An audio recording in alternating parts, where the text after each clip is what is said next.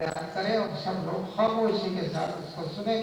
جیسے آپ پچھلے سنتے چلے آ رہے ہیں اسی طرح ان کو بھی سنیں گے. انشاءاللہ آپ کو بہت فائدہ ہوگا. السلام علیکم ورحمۃ اللہ وبرکاتہ. اللہ کا بڑا کرم.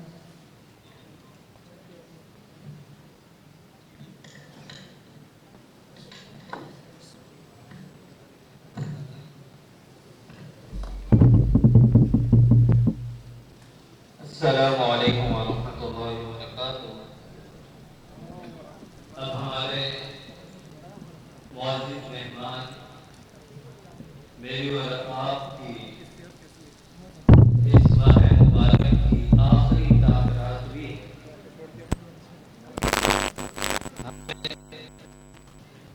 اپنا محاسبہ بھی کرنا ہے کہ ہم نے ابھی تک 4 تاخیراتوں میں کیا کمایا، کیا کھویا، کیا پایا. اس کے ساتھ شیخ محترم تشریف فرما ہے. انشاءاللہ شیخ محترم درس بھی ارشاد فرمائیں گے.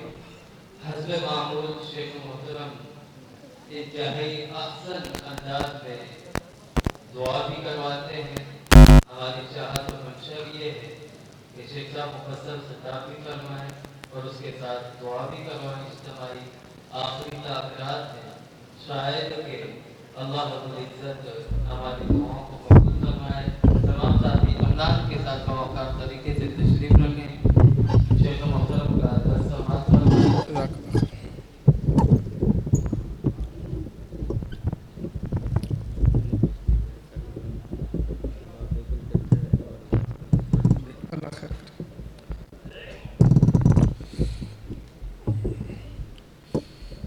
السلام علیکم ورحمۃ اللہ وبرکاتہ.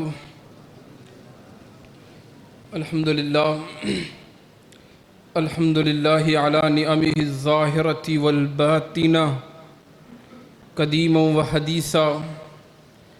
الصلاۃ والسلام علی سید الانبیاء وخاتم الرسل محمد وعلی آلہ واصحابہ اجمعین. قال اللہ عز وجل فی القرآن المجید والفرقان الحمید: من عمل صالحا من ذکر او انثی فلنحیینہ حیاة طیبہ. قال اللہ عز وجل فی موضع آخر: ومن اعرض عن ذکری فإن له معیشة ضنکا ونحشرہ یوم القیامة اعمی. قال رب لم حشرتنی اعمی وقد كنت بصیرا. قال كذلك اتتك آیاتنا فنسیتها وكذلك اليوم تنسى. مختصر حمد و ثنا کے بعد بڑی خوشی اور مسرت محسوس ہو رہی ہے. قاری صاحب کو صحت مند دیکھ کر اور دعا نکل رہی ہے کہ اللہ ان کا سایہ ہم پر تا دیر قائم اور دائم رکھے. اللہ رب العزت ان کو صحت کاملہ عاجلہ تامہ نصیب فرمائے. اور جو ہمارے علماء مشائخ بیمار ہیں اللہ کریم سب کو صحت یاب فرمائے. آخر میں دعا تو ضرور کریں گے انشاءاللہ، لیکن قاری صاحب کی درازی عمر کے لیے آپ سے بھی درخواست ہے کہ بالخصوص دعاؤں میں یاد رکھا کریں. تاک رات آخری ہے، آج 29ویں کی رات ہے اور رمضان کریم یوں سمجھیں کہ ہم سے چلا گیا. تھوڑے سے لمحات باقی ہیں اور جتنا جلدی یہ رمضان گیا ہے اللہ کی قسم اس سے پہلے ہم نے نہیں دیکھا کہ اتنا جلدی رمضان کوئی گزرا ہو. یہ بھی قیامت کی نشانی ہے کہ یتقارب الزمان، وقت جلدی جلدی گزرے گا. نبی علیہ السلام کی حدیث ہے کہ السنۃ کالشہر، ایسا وقت بھی آئے گا کہ ایک سال ایک مہینے کی طرح گزرے گا. الشہر کالسبت، ایک مہینہ ایک ہفتے کی طرح گزر جائے گا. السبت کالیوم، ایک ہفتہ ایک دن کی طرح گزر جائے گا. پتہ ہی نہیں چلا کہ جمعہ گزرا تھا تو جمعہ آ گیا.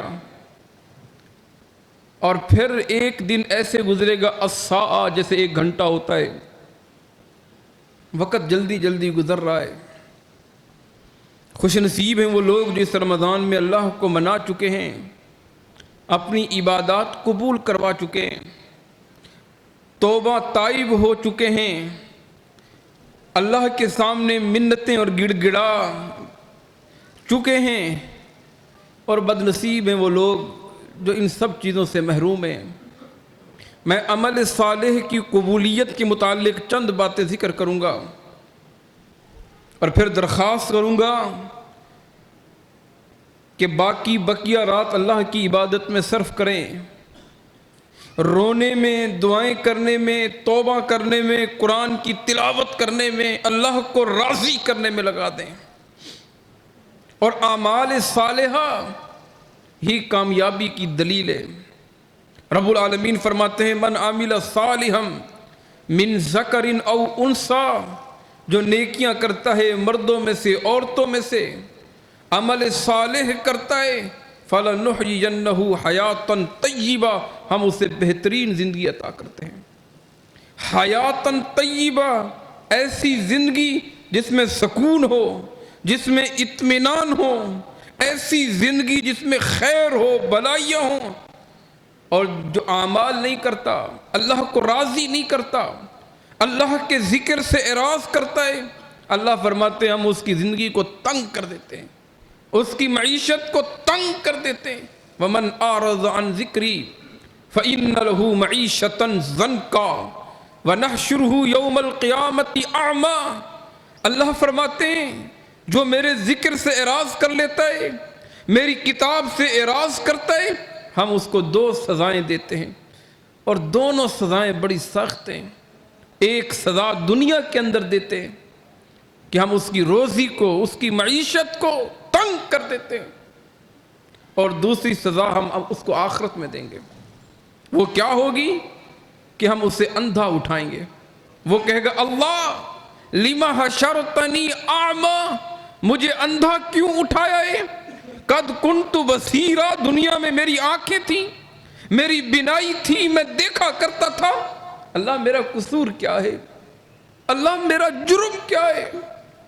اللہ جواب دیں گے آپ کا جرم یہ ہے کہ میری آیتیں آئی تھیں، میرے داعیین آئے تھے، فنسیتھا، تو نے اسے بھلا دیا تھا، قرآن کو پڑھا نہیں تھا، قرآن پر عمل نہیں کیا تھا، قرآن سے ہدایت حاصل نہیں کی تھی، میرے دین سے اعراض کیا تھا، تو نے میرے دین کو بھلایا تھا، وَكَذَلِكَ الْيَوْمَ تُنْسَى، آج ہم تجھے بھلا چکے ہیں۔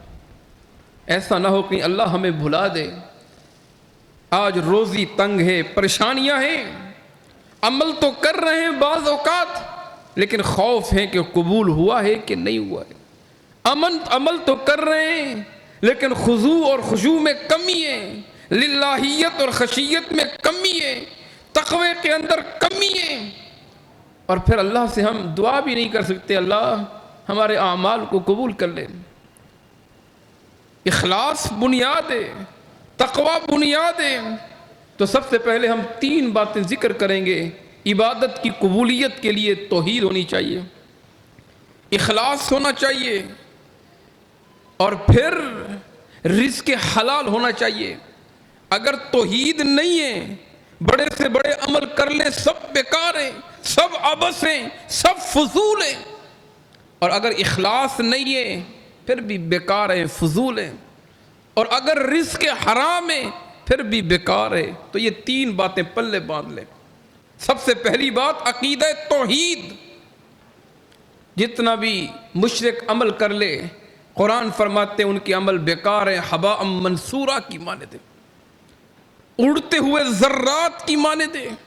کہا مشرک کا اللہ کوئی عمل قبول نہیں کرتے۔ رب العالمین نے 18 نبیوں کے نام لیے، 1 نہیں، 2 نہیں، 3 نہیں، 18 نبیوں کے، اور پھر فرمایا وَلَوْ أَشْرَكُوا لَحَبِطَ عَنْهُمْ مَا كَانُوا يَعْمَلُونَ، اگر یہ پیغمبر بھی شرک کر لے ان کے عملوں کو بھی برباد کر دیں گے۔ فاطمہ کے بابا کا ذکر کیا، نبیوں کے سردار کا ذکر کیا، کائنات کے امام کا ذکر کیا کہ لَإِنْ أَشْرَكْتَ لَيَحْبَطَنَّ عَمَلُكَ وَلَتَكُونَنَّ مِنَ الْخَاسِرِينَ۔ اگر آپ نے بھی شرک کر لیا آپ کے عملوں کو بھی اللہ ضائع کر دیں گے۔ اللہ یہ بتانا چاہتے ہیں کہ انبیاء شرک کرنے نہیں آتے، انبیاء شرک کا کلا کما کرنے آتے ہیں، انبیاء توحید کے جھنڈے کو بلند کرنے آتے ہیں، انبیاء اللہ کی وحدانیت کو بھلانے کے لیے آتے ہیں۔ لیکن اگر آپ سے بھی شرک سرزد ہو جائے لَيَحْبَطَنَّ عَمَلُكَ، آپ کے عملوں کو بھی ضائع کر دیں گے۔ کتنا خوفناک گناہ ہے شرک، اللہ کے ساتھ ظلم ہے۔ ان الشرک لظلم عظیم۔ انسان مر جائے، انسان کٹ جائے، اس کے انگ انگ الگ ہو جائیں، پھر بھی یہ پیشانی، یہ سر کسی اور کے سامنے نہیں جھکنا چاہیے۔ رزاق اللہ ہے، وہاب اللہ ہے، داتا دستگیر اللہ ہے، مشکل خشا حاجت روا اللہ ہے۔ اللہ سے ہونے کا یقین دنیا سے کچھ نہیں ہوتا۔ اگر گڑبڑ ہو گیا کہ یہ پیر بھی دیتے ہیں، یہ بزرگ بھی دیتے ہیں، اللہ ہماری سنتا نہیں، ان کی موڑتا نہیں، سارے عمل بیکار ہو گئے۔ اس لیے کہ یہ جو مر گئے ان کا رب بھی اللہ ہے، کچھ نہیں کر سکتے۔ ضعف الطالب والمطلوب، یہ کمزور ہیں۔ کیسے بے وقوف ہیں؟ کہتے ہیں اللہ تک ہماری بات پہنچاتے ہیں۔ جب یہ مر گئے تھے ان کا جنازہ پڑا تھا، ان کے لیے دعائیں کی تھیں کہ اللہم اغفر لی حینا و میتنا، اللہ ان کی مغفرت فرما دے، اللہ ان کی بخشش فرما دے۔ آج قبر میں گئے تو داتا بن گئے، قبر میں گئے تو دستگیر بن گئے، قبر میں گئے تو مشکل خشا بن گئے، قبر میں گئے تو حاجت روا بن گئے، قبر میں گئے تو بگڑیاں بنانے والے بن گئے، قبر میں گئے تو نافع اور زار بن گئے۔ نہیں، اگر یہ عقیدہ بن گیا اللہ کی قسم سارے عمل ضائع ہو جائیں گے، سارے عمل برباد ہو جائیں گے۔ عبادت کی قبولیت کی پہلی شرط یہ ہے کہ عقیدہ توحید ہونا چاہیے۔ نبی علیہ السلام ابو درداء کو نصیحت کرتے ہیں، ابو درداء لئن قتلت او حرقت، اگر تجھے کاٹ دیا جائے، تیرے ٹکڑے ٹکڑے کر دیے جائیں، تیرے جسم کو ٹکڑوں میں تقسیم کر دیا جائے، تیرا انگ انگ الگ کر دیا جائے، او حرقت، تجھے آگ میں ڈال کے جلا دیا جائے، لا تشرک باللہ، تب بھی تو نے اللہ کے ساتھ شرک نہیں کرنا۔ اس لیے کہ شرک اللہ سارے گناہ معاف کر دیں گے۔ ان اللہ لا یغفر ان یشرک بہ ویغفر ما دون ذلک لمن یشاء، اللہ سارے گناہ معاف کر دیں گے لیکن اللہ شرک کو معاف نہیں کرتے۔ من یشرک باللہ فقد حرم اللہ علیہ الجنہ، جس نے شرک کیا اللہ نے اس پر جنت کی آگ حرام، اللہ نے اس پر جنت حرام کر دیے۔ مأواہ النار، اس کا ٹھکانہ، اس کا مأوہ، اس کا مسوہ اللہ نے جہنم کو قرار دے دیا۔ حرم اللہ علیہ الجنہ، مشرک پر جنت حرام ہے۔ نبی علیہ السلام سے پوچھا گیا مل موجبتان، اللہ کے نبی دو چیزیں کون سی ہیں کہ جس پر جنت بھی واجب ہو جائے جہنم بھی واجب ہو جائے؟ کہ من مات وہو یدعو للہ ندا دخل النار، مر گیا عقیدہ گڑبڑ تھا، ہر جگہ جھکتا تھا، بکرے چھترے نظریں نیازیں چادریں چڑھاوے من دون اللہ دیتا تھا، کہ دخل النار، یہ انسان جہنم کے اندر چلا جائے گا۔ مر گیا عقیدہ توحید ٹھیک تھا، کسی کے سامنے جھکا نہیں، کسی کے سامنے سجدہ سجود نہیں ہوا، کسی کے سامنے اپنی پیشانی کو نہیں جھکایا، اس کا یقین تھا کہ اللہ سے ہوتا ہے۔ کہا یہ مر گیا داخل الجنہ، یہ انسان جنت میں جائے گا۔ مشرکین مکہ کو دیکھیں، خانہ کعبہ کی صفائی کرتے تھے، حاجیوں کی خدمت کرتے تھے، حاجیوں کو ستو پلایا کرتے تھے۔ اللہ نے ذکر کیا ما کان للمشرکین ان یعمروا مساجد اللہ، اللہ نے ذکر کیا اجعلتم سقایۃ الحاج و عمارۃ المسجد الحرام، تمہارا کوئی عمل قبول نہیں ہے۔ یہ مسجد کی تعمیر کرنا، یہ خانہ کعبہ کی تعمیر کرنا، یہ خانہ کعبہ کی صفائیاں کرنا، یہ حاجیوں کو ستو پلانا، یہ ان کی خدمتیں کرنا کوئی قبول نہیں ہے، اس لیے کہ تمہارے عقیدے میں گڑبڑ ہے، تمہارے عقیدے میں فتور ہے، تمہارے عقیدے میں دو نمبری ہے۔ عبادت کی قبولیت کے لیے پہلی شرط یہ ہے کہ عقیدہ ٹھیک ہو۔ نمازیں قبول تب ہوں گی جب عقیدہ ٹھیک ہوگا، روزے قبول تب ہوں گے جب عقیدہ ٹھیک ہوگا، دعائیں قبول تب ہوں گی جب عقیدہ ٹھیک ہوگا، عمل قبول تب ہوگا جب عقیدہ قبول ٹھیک ہوگا، ہاں زکاتیں قبول تب ہوں گی جب عقیدہ ٹھیک ہوگا۔ اگر عقیدہ ٹھیک نہیں ہے اللہ کی قسم کوئی عمل قبول نہیں ہے۔ یہ پہلی شرط ہے عقیدہ توحید، اور اس پر جتنا بولا جائے کم ہے۔ شرک کسی صورت میں قبول نہیں ہے۔ یہ عقیدہ رکھنا، اور آج تو اس کی قسمیں نکل گئی ہیں۔ آج تو بڑے بڑے موحد کسی نہ کسی طریقے پر شامل ہو جاتے ہیں۔ کہیں بیٹھے ہوئے ہیں وہ ہاتھ دیکھنے والے کاہن، چلیں جی قسمت دکھا دیں۔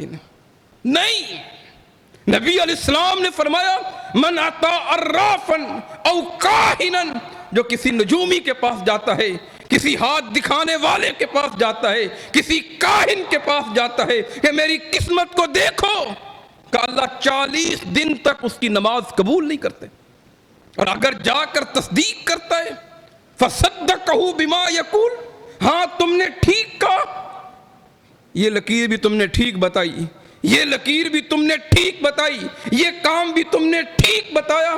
آمنہ کے لال نے فرمایا فقد کفر بما انزل علی محمد، اس نے کفر کیا، وہ کافر ہو گیا۔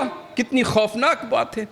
اگر یہ قسمت ٹھیک کرنے والے ہوتے، ان کے پلے میں کچھ ہوتا تو یہ روڈ پہ بیٹھ کر مکھیاں نہ مار رہے ہوتے، یہ روڈ پہ بیٹھ کر ساری گندگی ان کے منہ پہ نہ لگ رہی ہوتی۔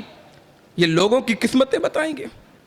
اپنا عقیدہ ٹھیک کریں، اپنا عقیدہ مضبوط کریں، اور اپنا تعلق اللہ کے ساتھ چھوڑیں۔ یہ اللہ کے لیے واسطے پیش کرنا، اللہ کے لیے وسیلے پیش کرنا، اللہ کے لیے پوڑیاں اور سیڑھیاں لگانے کی مثالیں دینا، یہ بند کر دیجئے۔ اللہ قریب ہے، کتنا قریب ہے۔ اذا سألک عبادی انی فانی قریب، اللہ کہتا ہے جب بھی میرا بندہ میرے سامنے دعائیں کرتا ہے میں اس کے قریب ہوں۔ یہ جو مر گیا قبر میں 6 فٹ 7 فٹ 8 فٹ قبر میں نیچے ہے، اور اللہ کہتا ہے نحن اقرب الیہ من حبل الورید، میں انسان کی شارک سے بھی قریب ہوں، میں انسان کے رگ حیات سے بھی قریب ہوں۔ لہذا اس سے پلے باندھ لیں۔ عبادت کی پہلی قبولیت کی پہلی شرط یہ ہے عقیدہ توحید ہونا چاہیے۔ عقیدہ توحید نہیں ہے، بڑے سے بڑا عمل کر لیں، چوٹی جتنا عمل کر لیں، اللہ کی قسم اس کی کوئی حقیقت نہیں ہے، وہ ایسے اڑا دیا جائے گا ہباء منصورا، جیسے تیز آندھی چلتی ہے ذرات اڑ جاتے ہیں، اس کی نیکیاں ذرات کی مانند ہوں گی، اللہ تعالیٰ انہیں اڑا دے گا، تہس نہس کر دے گا۔ عبادت کی قبولیت کی دوسری شرط یہ ہے کہ اخلاص ہونا چاہیے، للہیت ہونی چاہیے، اللہ کے لیے کریں، لوجہ اللہ، لرضا اللہ، من خشیت اللہ، اللہ کی طرح اللہ کے لیے کریں۔ دنیا کی رضا نہیں ہونی چاہیے، دنیا کا دکھاوا نہیں ہونا چاہیے، طلب شہرت نہیں ہونا چاہیے، دنیا کا معاوضہ نہیں ہونا چاہیے، بلکہ یہ ہونا چاہیے اللہ راضی ہو جائے۔ کبھی کبھی حدیث جبرائیل پڑھا کریں، جس طرح قرآن کریم میں سورۃ الفاتحہ ام الکتاب ہے، اس طرح احادیث میں حدیث جبرائیل ام الاحادیث ہے۔ ام الحدیث حدیث کے اندر حدیث جبرائیل میں کئی مسئلے ہیں۔ ایک بات یہ بھی پوچھی کہ مل احسان، فاطمہ کے بابا یہ بتاؤ احسان کیا ہے؟ ایمان کا پوچھا، اسلام کا پوچھا، احسان کا پوچھا، قیامت کا پوچھا۔ کا احسان یہ ہے ان تعبد اللہ کانک تراہ، اللہ کی عبادت اس طرح کرو گویا تم اللہ کو دیکھ رہے ہو۔ سبحان اللہ۔ نماز پڑھو اس طرح کہ اللہ کو دیکھ رہے ہو، دعائیں کرو اس طرح کہ اللہ کو دیکھ رہے ہو، توبہ استغفار کرو اس طرح کہ اللہ کو دیکھ رہے ہو۔ یہ عبادت کا اعلیٰ مقام ہے کہ میں اللہ کو دیکھ رہا ہوں۔ وہ حدیث ہے صحیح بخاری میں، کتاب التفسیر میں، سورۃ الفاتحہ جب بندہ پڑھتا ہے اللہ سے باتیں کرتا ہے۔ اللہ کس سے باتیں کرتا ہے؟ اللہ سے باتیں کرتا ہے۔ کہتا ہے الحمدللہ رب العالمین، اللہ کہتے ہیں حمدانی عبدی، اور میرے بندے نے میری تعریف کی۔ کبھی غور تو کریں کس سے باتیں ہو رہی ہیں؟ رب العالمین سے باتیں ہو رہی ہیں۔ بندہ کہتا ہے الرحمن الرحیم، میرا اللہ آسمانوں سے جواب دیتا ہے۔ بندہ کہتا ہے مالک یوم الدین، میرا اللہ جواب دیتا ہے۔ لہذا حدیث جبرائیل کو پڑھے۔ احسان کیا ہے؟ اللہ کی عبادت کرے گویا اللہ کو دیکھ رہے. سبحان اللہ. دعا کرے ہماری عبادتوں میں یہ کیفیت پیدا ہو جائے کہ ہم اللہ کو دیکھ رہے ہوں. اگر یہ نہیں ہے کم سے کم یہ تو پیدا کرے اللہ ہمیں دیکھ رہا ہے, اللہ ہمیں دیکھ رہا ہے. اگر دونوں پوزیشنوں سے عبادت خالی ہے سمجھ لیجئے عبادت بیکار ہے. کم اعلیٰ کیفیت کیا ہے کہ اللہ کو بندہ دیکھ رہا ہے, اللہ سے بندہ باتیں کر رہا ہے, اور ادنا کیفیت یہ کہ کم سے کم اللہ تو اس کو دیکھ رہا ہے. اخلاص بنیاد ہے, اخلاص اساس ہے, اور اگر اخلاص نہیں ریا آ گیا سارے عمل بیکار ہو جائیں گے. وہ حدیث امام بخاری 4 موقعوں پہ لے کر آئے کہ سب سے پہلے شہید جہنم میں جائے گا, پھر قاری اور عالم جہنم میں جائیں گے, پھر سخی اور منفق جہنم میں جائیں گے. اللہ بلائیں گے, اللہ کھڑا کریں گے, اللہ کے سامنے کھڑا ہوگا, اللہ پوچھیں گے بتا, شہید سے پوچھیں گے فعرفہ ونعمہ, اپنی نعمتوں کی پہچان کرائیں گے. تو ہٹا گٹا تھا, تیرے کو میں نے جان دی تھی, ما عملت فیہا, تو نے کیا کیا؟ یہ کہے گا قاتلت حتی استشہدت, اللہ تیرے راستے میں لڑتا رہا لڑتا رہا لڑتا رہا حتیٰ کہ میں نے جان دے دی. اس سے بڑا کوئی عمل ہو سکتا ہے کہ میں نے خون بہا دیا؟ میرا رب کہے گا کذبت, تو جھوٹ بولتا ہے, تو لڑا ضرور ہے, تو مرا ضرور ہے, تیرا خون ضرور نکلا ہے, میرے لیے نہیں دنیا کے لیے, کہ لوگ تجھے بہادر کہیں, لوگ تجھے دلیر کہیں, لوگ تجھے غازی کہیں, تجھے دنیا کے مناصب ملے. دنیا میں لوگوں نے تجھے کہہ دیا, تجھے سب کچھ مل گیا, اب میرے پاس کوئی جگہ نہیں ہے. ثم امیر فصحب علی وجہہ حتی القی فی النار, اوندھے منہ گھسیٹ کر جہنم میں ڈال دیا جائے گا. یہ وہ پہلا بدبخت ہوگا. پھر اللہ بلائیں گے, معلم کو بلائیں گے, اللہ بلائیں گے, دین سکھانے والے کو بلائیں گے, قرآن پڑھانے والے کو بلائیں گے. ما عملت فیہا, بتا تو نے کیا کیا؟ کہے گا اللہ میں نے پڑھا اور پڑھایا, قرآن سیکھا اور سکھایا. اللہ فرمائیں گے جھوٹ بولتا ہے. اللہ ہم سب کو بچا لے. اللہ فرمائیں گے جھوٹ بولتا ہے, تو نے پڑھا ضرور ہے, میرے لیے نہیں دنیا کے لیے. لوگ تجھے عالم کہیں, مفتی کہیں, شیخ کہیں, لوگ تجھے القاب دیں. دنیا والوں نے تجھے القاب دے دیے. کسی نے تجھے شیخ الحدیث کہا, کسی نے تجھے علامت الدہر کہا, کسی نے تجھے مفتی کہا, کسی نے تجھے قاری القرآن کہا. تجھے دنیا میں مل گیا, اب میرے پاس کوئی جگہ نہیں ہے. ثم امیر فصحب علی وجہہ حتی القی فی النار, یہ وہ دوسرا بدبخت ہوگا, اوندھے منہ گھسیٹ کر, یعنی منہ کے بل گھسیٹ کر اسے جہنم میں ڈال دیا جائے گا. تیسرا اللہ بلائیں گے, مالدار کو بلائیں گے, سخی کو بلائیں گے, دولت مند کو بلائیں گے, صاحب ثروت کو بلائیں گے. آ تو جواب دے, میں نے تجھے مال دیا تھا, میں نے تجھے دولت دی تھی, میں نے تجھے دنیا دی تھی, ما عملت فیہا, تو نے کیا کیا؟ یہ کہے گا اللہ تیرے راستے میں نے خرچ کر دیا, میں تو بے تحاشا خرچ کرتا تھا, جو آتا تھا میں دیتا تھا. اللہ فرمائیں گے جھوٹ بولتا ہے, تو نے دیا ضرور ہے, میرے لیے نہیں دنیا کے لیے. لوگ تجھے کہیں واہ سیٹھ جی, واہ سخی جی, اتنا پانی کتنا بہا دیتا ہے یہ. دنیا میں کسی نے تجھے سیٹھ کہا, کسی نے تجھے منفق کہا, کسی نے تجھے نام دیے, اب میرے پاس کوئی جگہ نہیں. یہ وہ تیسرا بدبخت ہوگا. اب مال خرچ کرنا کتنا مشکل ہے, سوچو تو صحیح, کتنا مشکل ہوتا ہے. قرآن پڑھنا اور پڑھانا کتنا عظیم عمل ہے, اللہ کی رضا کا ذریعہ ہے, انبیاء کی وراثت ہے. اور ذرا بتاؤ جان دینے سے بڑھ کے کوئی عمل ہو سکتا ہے؟ شہید ہونا, اپنا خون بہا دینا, اپنا گلا کٹوا دینا, اس سے بڑا کوئی عمل ہو سکتا ہے؟ لیکن جب اللہ کی رضا کے لیے نہ ہو, جب اخلاص نہ ہو, الٹا گھسیٹ کے جہنم میں ڈال دیا جائے گا. طبرانی کی حدیث ہے اولئک الثلاثہ اول خلق اللہ, یہ وہ پہلے 3 بدبخت ہیں. اللہ کو غصہ آئے گا, اللہ غیرت میں آئے گا, اللہ جلال میں آئے گا, اللہ کی غصہ دیکھنے کا ہوگا. یہ پہلے وہ 3 ہیں, اللہ ان کو جہنم میں داخل کرے گا اور جہنم کی آگ کو بھڑکا دے گا. تو دوسری شرط عبادت کی قبولیت کے لیے, نمازوں کی قبولیت کے لیے, روزے کی قبولیت کے لیے, دعاؤں کی قبولیت کے لیے, عبادت کی قبولیت کے لیے دوسری شرط یہ ہے کہ اخلاص ہونا چاہیے. اور ایک موضوع لمبا اور طویل موضوع ہے۔ اور تیسری شرط یہ ہے رزق حلال ہونا چاہیے۔ رزق حرام کی، ناجائز کی اللہ کوئی عبادت قبول نہیں کرتے، اس کی دعائیں قبول نہیں کرتے، اس کی نیکیاں قبول نہیں کرتے۔ رب العالمین فرماتے ہیں انما یتقبل اللہ من المتقین، اللہ متقین سے قبول کرتے ہیں۔ ان اللہ طیب ولا یقبل الا طیبا، اللہ طیب ہے اور طیب کو پسند کرتا ہے۔ رسولوں کو حکم دیا کلوا من الطیبات واعملوا صالحا، نیکیاں کریں اور حلال کھائیں۔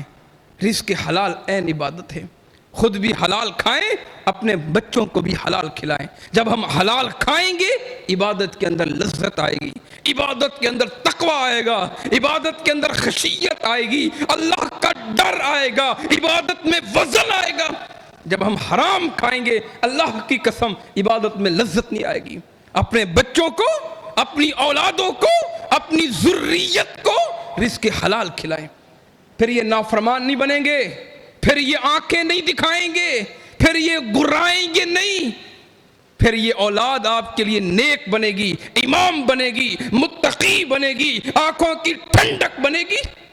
رزق حلال عین عبادت ہے، رزق حلال کرنے والا اللہ کو بڑا پیارا ہے۔ سعد ابن ابی وقاص نے کہا تھا اللہ کے رسول سے، اللہ کے رسول میرے لیے دعا کریں، میں جو بھی دعا کروں اللہ میری قبول کر لے، میرے لیے دعا کریں اللہ مجھے مستجاب الدعوات بنا دے۔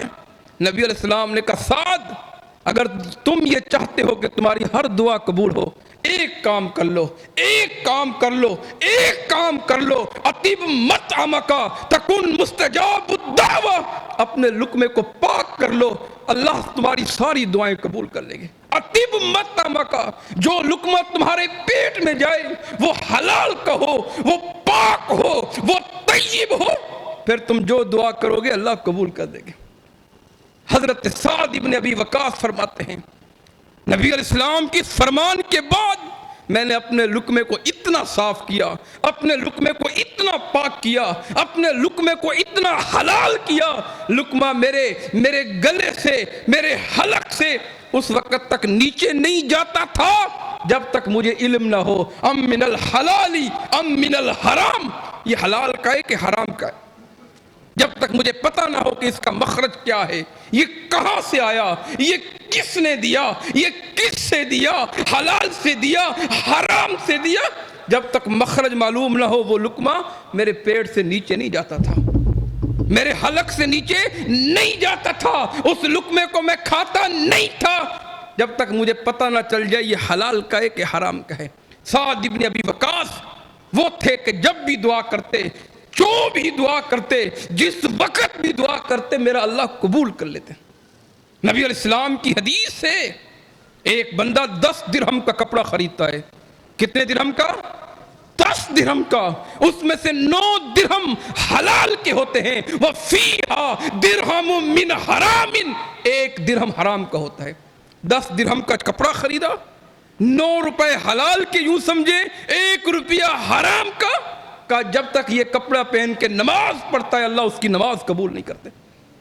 اللہ اکبر، رزق حلال کتنا ضروری ہے۔ نبی علیہ السلام کی وہ حدیث کہ رجل یطیل السفر، ایک آدمی لمبا سفر کرتا ہے، یہ سفر کس کا سفر ہے؟ یہ بیت اللہ کا سفر ہے۔ یہ سفر کس کا سفر ہے؟ یہ حرم کا سفر ہے۔ یہ سفر کس کا سفر ہے؟ یہ حج کا سفر ہے۔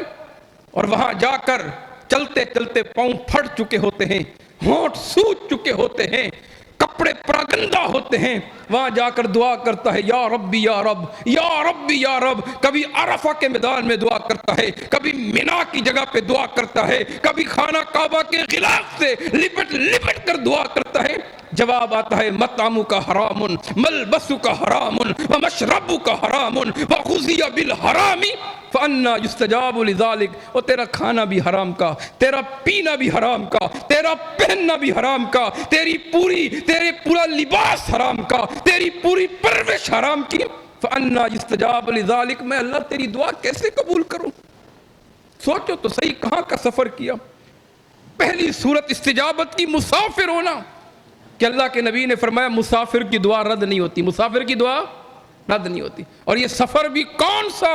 سفر حج، جس کے بارے میں اللہ کے نبی نے فرمایا جس نے حج کیا اور حج قبول ہو گیا، رجع کیوم ولدتہ امہ، ایسے آیا جیسے ماں کے پیٹ سے ابھی پیدا ہوا ہے. سفر بھی کون سا؟ حج کا. یہ دوسری کیفیت ہے. اشعث اغبر، بال پراگندہ ہیں، کپڑے پھٹ چکے ہیں، یہ بھی استجابت کی صورت ہے. کہ ایک آدمی نبی علیہ السلام کی حدیث سے رب اشعث اغبر مدفوع الابواب لو اقسم علی اللہ لبرہ، بہت سے لوگ ایسے ہیں بال پراگندہ ہوتے ہیں، کپڑے پھٹے پرانے ہوتے ہیں، مدفوع الابواب، لوگ دفتروں میں گھسنے نہیں دیتے، لوگ دھکے جا دیتے ہیں، لوگ حقیر جانتے ہیں، لیکن ان کا معیار اتنا ہے لو اقسم علی اللہ لبرہ، اگر اللہ پر قسم دے دے میرا اللہ ان کی قسموں کی لاج رکھ دیتا ہے. اگر اللہ پر قسم دے دے لَأَبَرَّهُ، اللہ ان کی قسموں کو پورا کر دیتا ہے. یہ آدمی رب اشعث، یہ آدمی چل چل کے پاؤں پھٹ چکے ہیں، ہونٹ سوج چکے ہیں، کپڑے پھٹے ہوئے ہیں، اور وہاں جا کے کہتا ہے یا ربی یا رب. عرفہ کا میدان کتنا عظیم میدان ہے کہ نبی علیہ السلام نے فرمایا یضع الشیطان التراب علی راسہ یدعو بالویل والصبور. جب عرفہ کے میدان میں بندہ کھڑا ہوتا ہے شیطان مٹی ڈال رہا ہوتا ہے اپنے چہرے پر، کہتا ہے ہائے افسوس، میں نے 40 سال اس پر محنت کی، 50 سال محنت کی، میں نے اس سے اتنا گناہ کرے، اس نے ایک لمحے میں سارے گناہ معاف کر دیے، کروا دیے، میرے لیے ہلاکت ہو، میرے لیے تباہی ہو. یہ عرفہ کے میدان میں کھڑا ہے، سوچئے ذرا، اور کہتا ہے یا ربی یا رب، اے اللہ، اے میرے رب، مجھے یہ چاہیے، مجھے یہ چاہیے. یا ربی یا رب، یہ بھی استجابت کی کیفیت ہے. نبی علیہ السلام نے فرمایا جو بندہ 4 دفعہ یہ کہتا ہے یا ربی یا رب، یا ربی یا رب، میرا اللہ آسمانوں سے جواب دیتا ہے لبیک یا عبدی، لبیک یا عبدی، اور بندے میں حاضر ہوں، تو مانگ میں تجھے دوں گا، تو سوال کر میں تجھے عطا کروں گا، تو توبہ کر میں معاف کروں گا، تو دعا کر میں قبول کروں گا. یہ کہتا ہے عرفہ کے میدان میں یا ربی یا رب، یا ربی یا رب، پھر بھی دعا قبول نہیں ہو رہی. اتنا لمبا سفر کیا، اتنا لمبا سفر کیا، عرفہ کے میدان میں کھڑا ہے، مینا کے میدان میں کھڑا ہے، خانہ کعبہ کا غلاف پکڑے ہوئے ہے، وہاں دعائیں کرتا ہے، جواب کیا آتا ہے مطعمک حرام، تیرا کھانا حرام کا ہے، اپنے کھانے کو دیکھ، مشربک حرام، تیرا پینا بھی حرام کا ہے، ملبسک حرام، تیرا پوشاک بھی حرام کی ہے، غذی بالحرام، اور تیری پوری پرورش حرام کی ہے. فَأَنَّا يُسْتَجَابُ لِذَالِكَ، میں اللہ تیری دعائیں کیسے قبول کروں؟ تو عبادت کی 3 شرطیں ہیں. پہلی قبولیت کے لیے پہلی شرط توحید ہونی چاہیے. رمضان جا رہا ہے، ہم نے بڑی باتیں کی ہیں، دعا ہے کہ اللہ قبول کر لے، ہم نے روزے بھی رکھے، دعا ہے کہ اللہ قبول کر دے، لیکن عبادت کی قبولیت کے لیے یہ 3 شرطیں اپنے پلے باندھ لیں. اگر عقیدہ توحید نہیں ہے، آپ پورے مہینے رکوع میں چلے جائیں، سجدے میں چلے جائیں، آپ روتے رہیں، آپ دعائیں کرتے رہیں، آپ عبادت کرتے رہیں، کوئی قبول نہیں. عقیدہ توحید بنیاد ہے. کیا بنیاد ہے؟ عقیدہ توحید. عقیدہ توحید، سارے انبیاءوں کی دعوت عقیدہ توحید. انسان کو پیدا کرنے کا مطلب عقیدہ توحید. اللہ غیرت میں آتے ہیں، اللہ جلال میں آتے ہیں کہ میرا کھاتا ہے، میرا پیتا ہے، میرا پہنتا ہے، میری نعمتیں استعمال کرتا ہے، پھر جھکتا کہیں اور ہے، پھر مانگتا کسی اور سے ہے. اللہ اکبر. اللہ غیرت میں آتے ہیں. نبی علیہ السلام نے پوچھا تھا صحابہ سے، بتاؤ تم اپنی زوجہ کے ساتھ کسی کو دیکھ لو، غیر محرم کو دیکھ لو، تم کیا کرو گے؟ حضرت سعد کہتے ہیں اللہ کے رسول اقتلہ، میں اس کی گردن کو اڑا دوں گا. نبی علیہ السلام نے فرمایا انظروا الی غیرت سعد، سعد کی غیرت کو دیکھو. اور اللہ کی قسم، واللہ اللہ کی قسم، انی اغیر من غیرت سعد، میں سعد سے زیادہ غیرت مند ہوں. دین غیرت کا نام ہے، اسلام غیرت کا نام ہے، حمیت کا نام ہے. اور اللہ کی قسم اللہ اغیر منی، اللہ مجھ سے زیادہ غیرت مند ہے. اللہ کو غصہ آتا ہے، میرا کھاتا ہے، میرا پیتا ہے، میرا دیکھتا ہے، میرا چلتا ہے، میری نعمتیں استعمال کرتا ہے، پھر جھکتا کہیں اور ہے، اولاد کسی اور سے مانگتا ہے، روزی کسی اور سے مانگتا ہے، بکرے چھترے نظریں نیازیں چادریں چڑھاوے من دون اللہ دیتا ہے، تو اللہ ناراض ہوتے ہیں۔ عقیدہ توحید یہ پہلی چیز ہے۔ اور دوسری چیز، عبادت کی قبولیت کے لیے اخلاص ہونا چاہیے، تقوی ہونی چاہیے، للہیت ہونی چاہیے، اللہ کی رضا ہونی چاہیے، اللہ کی خوشنودی ہونی چاہیے۔ دل میں اگر ریا آ گئی، او یار دکھاوا آ گیا، نمود آ گیا، سارے عمل بیکار ہے۔ کہ اللہ صورتوں کو نہیں دیکھتا، اللہ شکلوں کو نہیں دیکھتا، اللہ جسموں کو نہیں دیکھتا، وَلَٰكِن يَنظُرُ إِلَىٰ قُلُوبِكُمْ وَأَعْمَالِكُمْ، اللہ دلوں کو دیکھتا ہے، تقوی ہے کہ نہیں ہے، اخلاص ہے کہ نہیں ہے، للہیت ہے کہ نہیں ہے۔ اور تیسری شرط میں نے کیا بتائی؟ رزق حلال ہونا چاہیے۔ رزق حرام کا کوئی عبادت قبول نہیں ہے، حرام خور کی کوئی دعائیں قبول نہیں ہیں۔ نبی علیہ السلام کی حدیث ہے، یاتی علی الناس زمان، لوگوں پر ایسا وقت بھی آئے گا کہ لوگوں کے پاس حلال بھی ہوگا، حرام بھی ہوگا، انہیں پتہ نہیں ہوگا۔ ان کے پاس جو مال ہے، ان کے پاس جو گاڑی ہے، ان کے پاس جو مکان ہے، ان کے پاس جو بینک بیلنس ہے، ان کے پاس جو زر جائیداد ہے، ام من الحلال ام من الحرام، یہ حلال کی ہے کہ حرام کی ہے، اس میں حلال کتنا ہے اور حرام لوگوں کو پتہ نہیں ہوگا۔ اور جب ایسی کیفیت آ جائے ان کی عبادت قبول نہیں ہوتی۔ اللہ سے دعا کریں اللہ یہ باتیں دلوں میں اتار دے۔ آج آخری رات ہے، تاک راتوں میں اپنے آپ کو مستعد کر دیں انفرادی عبادت کے لیے، اپنے آپ کو لگا دیں رونے کے لیے۔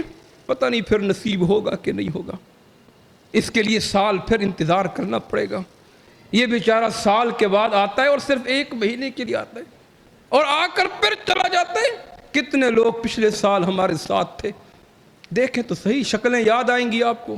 ہمارے دسترخوانوں پہ ہوا کرتے تھے، ہمارے گھروں کی زینت ہوتے تھے، ہمارے دفتروں کی زینت ہوتے تھے، ہماری مساجد کی زینت ہوتے تھے، آج وہ نظر نہیں آ رہے۔ پتہ نہیں آئندہ ہمیں نصیب ہوگا کہ نہ ہوگا۔ اور منا لو اور رو لو اور اللہ کے سامنے منتیں کر لو، اللہ کے سامنے آزاریاں کر لو، اللہ کے سامنے رو لو، اللہ سے دعائیں کر لو، پتہ نہیں پھر نصیب ہوگا کہ نہیں ہوگا۔ اللہ سے دعا کریں اللہ یہ باتیں دلوں میں اتار دے، اللہ معتکفین کے اعتکاف کو قبول فرما دے، اللہ ہماری عبادات کو بھی قبول فرما لے، اللہ بیماروں کو صحت یاب فرما دے، اللہ ہم سب سے راضی ہو جائے، اور اللہ ہماری گردنوں کو جہنم سے آزاد کر دے۔ اقول قولی ھذا